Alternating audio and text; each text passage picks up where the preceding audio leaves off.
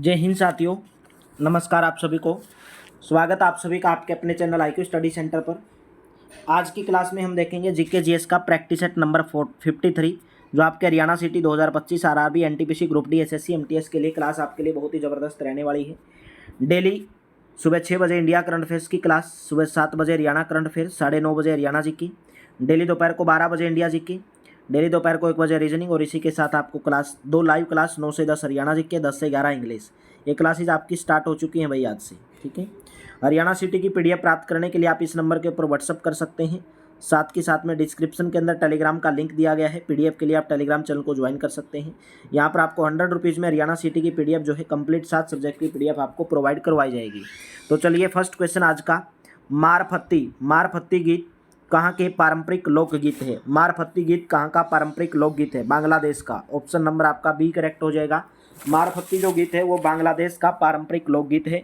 B option correct रहेगा। मारफत्ती गीत बांग्लादेश का पारंपरिक लोकगीत है। बांग्लादेश के अन्य प्रमुख लोकगीत भटियाली, बाउल और मुर्शिदी हैं। नेक्स्ट क्वेश्चन है, निम्नलिखित में से क्या हिंदुस्तानी शास्त्रीय संगीत का कंठ संगीत रूप नहीं है? ऑप्शन नंबर आपका बी करेक्ट रहेगा। पखावज जो है, पखावज हिंदुस्तानी शास्त्रीय संगीत का कंठ संगीत रूप नहीं है। ऑप्शन नंबर आपका यहाँ पर बी करेक्ट रहेगा। बाकी धमार, ध्रुपद और तराना ये हिंदुस्तानी शास्त्रीय संगीत का कंठ संगीत रूप है। हिंदुस्तानी शास्त्रीय संगीत में गायन की कई शैलियाँ प्रचलित हैं, जैसे ध्रुपद शैली, धमार शैली, तराना शैली, ख्याल, टप्पा, होरी, चतुरंग, रस सागर, सरगम, ठुमरी। ध्रुपद को हिंदुस्तानी शास्त्रीय संगीत का सबसे पुराना गायन शैली माना जाता है, जिसके निर्माता स्वामी हरिदास थे। पखावज एक संगीत वाद्य यंत्र है। यह उत्तर भारतीय हिंदुस्तानी शैली का ढोलक है भाई। पखावज क्या एक संगीत वाद्य यंत्र है, बल्कि एक शैली नहीं है। नेक्स्ट क्वेश्चन है, यह सिक्किम के लिम्बू समुदाय का पारंपरिक वाद्य यंत्र है। सिक्किम का जो लिम्बू समुदाय है उसका जो पारंपरिक वाद्य यंत्र कौन सा है? ऑप्शन नंबर सी छ्याप यानी कि ब्रुंग। सी ऑप्शन करेक्ट रहेगा। भारत के सिक्किम राज्य में बसने वाले लिम्बू जनजातीय समुदाय का पारंपरिक वाद्य यंत्र छ्याप ब्रुंग है। लिम्बू जनजातीय समुदाय तिब्बती मूल का एक जनजातीय समुदाय है, जो दक्षिणी तिब्बत, पूर्वी नेपाल, भूटान एवं भारत के राज्यों सिक्किम, असम और नागालैंड में मूल रूप से निवास करता है। लिम्बू भाषा भारत में बसने वाले लिम्बू जनजातीय समुदाय की मौलिक भाषा है। महारी एक पारंपरिक संगीत वाद्य यंत्र है, जो कौन से राज्य से संबंध रखता है? ऑप्शन नंबर सी उड़ीसा राज्य से। भाई मेरे दोस्तों, हर क्वेश्चन एग्जाम के अंदर पूछा गया, ऐसा कोई क्वेश्चन नहीं कि आपके एग्जाम के अंदर नहीं पूछा गया। माहुरी एक पारंपरिक संगीत वाद्य यंत्र है, जो उड़ीसा राज्य से संबंधित है और उड़ीसा के लोक थिएटरों में प्रमुख रूप से पाया जाता है। तुरी, बंगल और पावा किस राज्य के लोक वाद्य यंत्र हैं? राइट ऑप्शन रहेगा ऑप्शन नंबर डी, गुजरात राज्य की। डी ऑप्शन करेक्ट रहेगा। तुरी, बंगल और पाका गुजरात राज्य के लोक वाद्य यंत्र हैं। नेक्स्ट, निम्नलिखित में से कौन एक भारतीय शास्त्रीय बांसुरी वादक थे? भारतीय शास्त्रीय बांसुरी वादक थे Hariprasad Chaurasia. Most important question है भाई आपका यहाँ पर। हरिप्रसाद चौरसिया बांसुरी वादक थे। शिव कुमार शर्मा संतूर वादक थे। जाकिर हुसैन तबला वादक। बिस्मिल्लाह खां शहनाई वादक। मोस्ट इंपॉर्टेंट है, चारों के चारों भाई एग्जाम की दृष्टि से।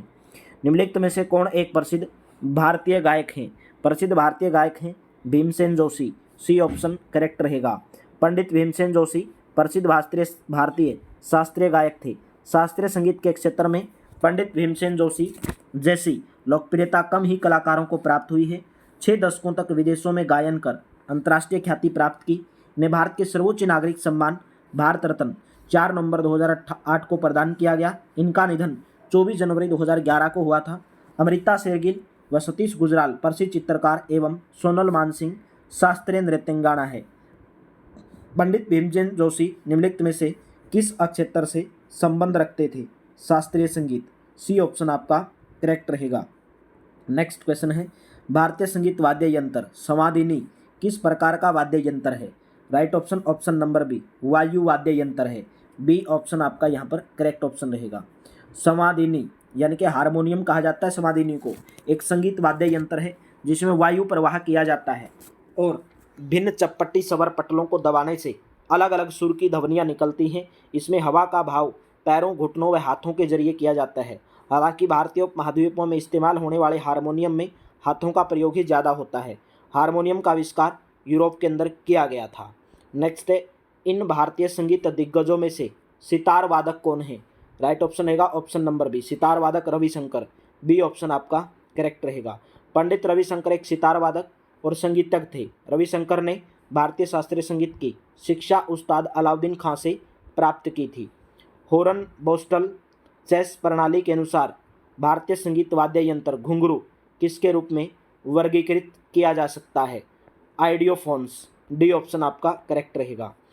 हॉर्न बास्टल चेस ने 1914 में एक प्रणाली के आधार पर भारतीय संगीत यंत्र को वर्गीकृत किया। इस प्रणाली में इन्होंने संगीत यंत्रों को मुख्य 4 वर्ग कार्डोफोन्स, एरोफोन्स, मेम्ब्रानोफोन्स और आइडियोफोन्स में बांटा है। घुंघरू को आइडियोफोन्स की श्रेणी में, ढोलक तबला आदि को मेम्ब्राफोन्स की श्रेणी में, मोस्ट इंपॉर्टेंट है भाई, तथा गिटार पियानो को कार्डियोफोन्स की श्रेणी में रखा गया है। निम्नलिखित में से कौन सा एक भारतीय संगीत तंतु वाद्य है? राइट ऑप्शन रहेगा ऑप्शन नंबर सी, सूरबहार। सी ऑप्शन आपका यहाँ पर करेक्ट रहेगा। सूरबहार एक भारतीय संगीत तंतु वाद्य है। यह सितार की तरह का एक वाद्य यंत्र है। माना जाता है कि सूरबहार की रचना 1825 में संगीतज्ञ उस्ताद इमदाद खां के पिता उस्ताद साहेब दाद खां ने की थी। भारतीय संगीत वाद्य सूरबहार किस प्रकार का वाद्य है? राइट ऑप्शन रहेगा तंतु वाद्य है। सी ऑप्शन आपका यहाँ पर करेक्ट रहेगा, तंतु वाद्य है। नेक्स्ट क्वेश्चन है, इनमें से कौन सा एक भारतीय संगीत वाद्य यंत्र नहीं है?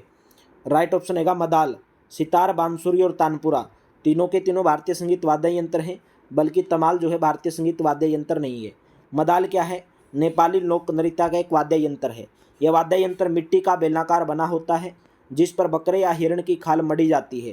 खाल को चढ़ाने के बाद इस पर रस्सी कस दी जाती है। यह मुख्य रूप से भील तथा ग्रासिया आदिवासियों के द्वारा नृत्य के समय बजाई जाती है। Pannalal Ghosh, most important question है, पन्नालाल घोष निम्नलिखित में से कौन सा वाद्य यंत्र बजाते थे? राइट ऑप्शन रहेगा ऑप्शन नंबर ए, बांसुरी बजाते थे। ए ऑप्शन करेक्ट रहेगा। पन्नालाल घोष भारत के प्रसिद्ध बांसुरी वादक थे। उनका मूल नाम अमल ज्योति घोष था। ये अलाउद्दीन खान के शिष्य थे। उनका जन्म बंगाल के बारासात यानी कि वर्तमान में बांग्लादेश में हुआ था। पन्नालाल घोष को बांसुरी का मसीही कहा जाता है। निम्नलिखित में से कौन वायु आधारित एक भारतीय संगीत वाद्य है? राइट ऑप्शन रहेगा ऑप्शन नंबर सी, संवादिनी, हारमोनियम कहा जाता है जिसको, ठीक है। संवादिनी वायु आधारित एक भारतीय संगीत वाद्य यंत्र है। संवादिनी एक प्रकार का हैंडपंप हारमोनियम है। नेक्स्ट क्वेश्चन है, निम्नलिखित में से कौन एक भारतीय शास्त्रीय वायलिन वादक थे? भारतीय शास्त्रीय वायलिन वादक निम्न में से कौन थे? वीजी जोग। कौन थे? वीजी जोग। बी ऑप्शन करेक्ट रहेगा। पंडित वीजी जोग प्रख्यात भारतीय शास्त्रीय वायलिन वादक हैं। बिस्मिल्लाह खां भारत रत्न से सम्मानित शहनाई वादक हैं। शफात अहमद खान तबला वादक एवं असद अली खान रुद्र वीणा वादक हैं। रुद्र वीणा वादक कौन है? असद अली खान।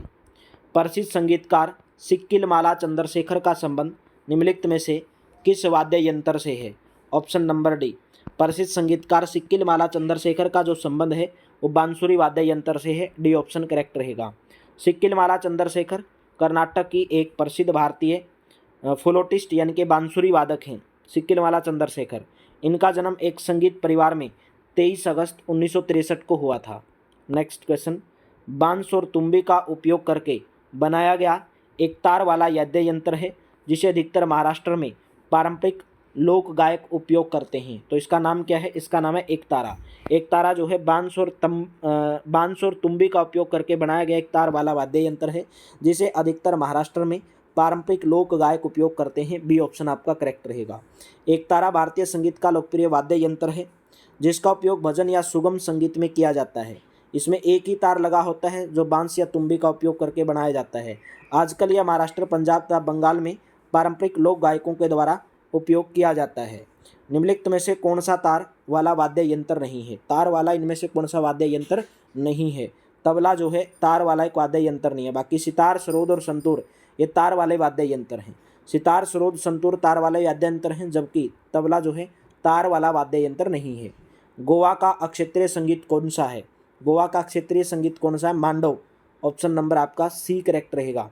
देश के विभिन्न क्षेत्रों की सांस्कृतिक परंपराएं भारत के क्षेत्रीय संगीत की विविधता को दर्शाती हैं।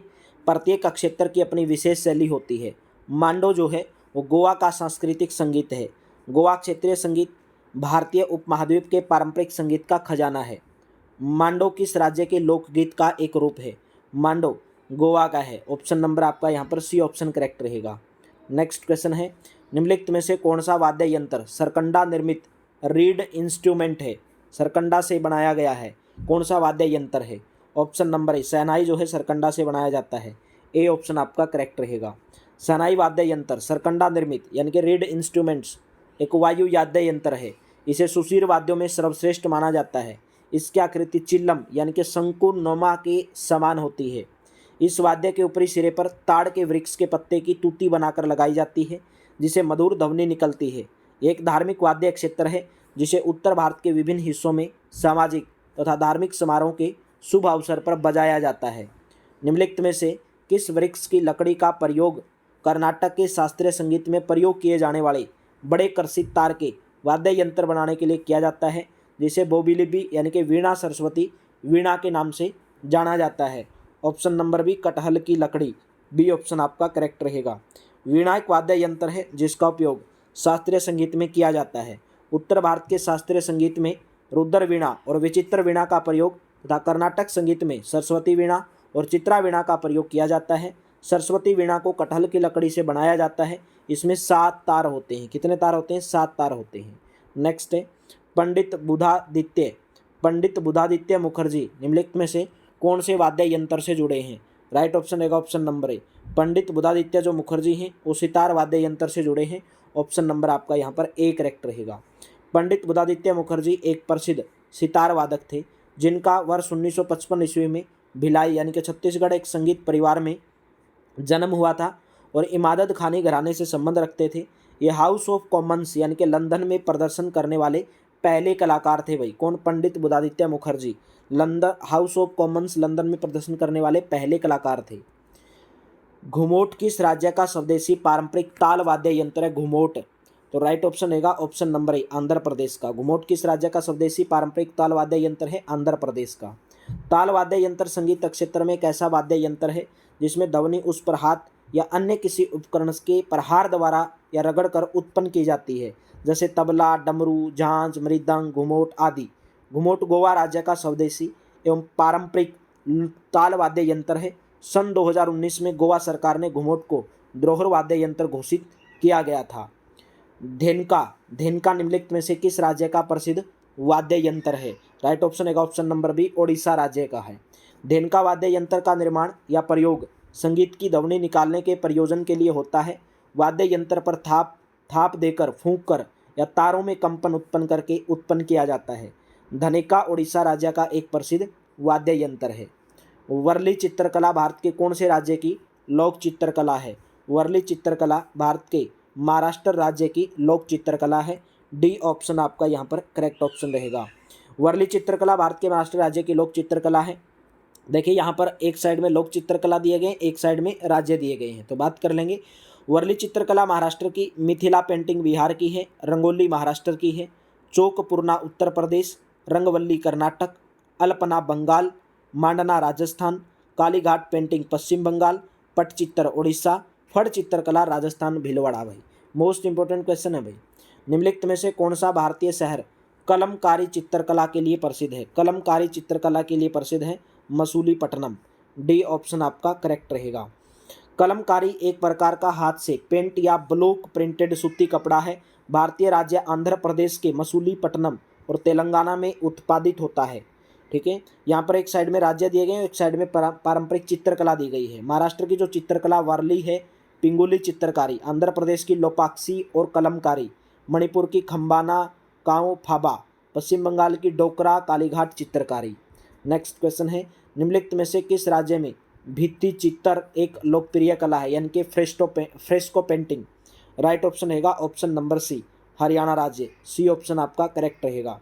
भित्ति चित्र हरियाणा की लोकप्रिय कला का रूप है जो ऐतिहासिक काल से प्रसिद्ध है। स्थापत्य कला के साथ यहाँ के मंदिरों, हवेलियाँ, चौपालों आदि की भित्तियों व छतों पर भित्ति चित्र बनाने की परंपरा रही है, जो इस राज्य की महत्वपूर्ण कला है।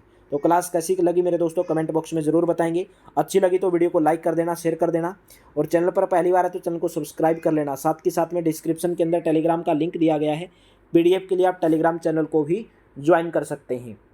और जहाँ पर आपको अगर आप हरियाणा सिटी की PDF प्राप्त करना चाहते हैं तो इस नंबर के ऊपर व्हाट्सअप करेंगे, जहाँ पर आपको मात्र केवल आपको मात्र 100 रुपीज़ में 7 सब्जेक्ट की हरियाणा सिटी की कंप्लीट आपको PDF प्रोवाइड करवाई जाएगी। तो वीडियो को लाइक करना ना भूलें, शेयर करना ना भूलें, चैनल पर पहली बार आए हैं तो चैनल को सब्सक्राइब करना ना भूलें। तो चलिए मिलते हैं नेक्स्ट प्रैक्टिस सेट में। Thank you, have a nice day.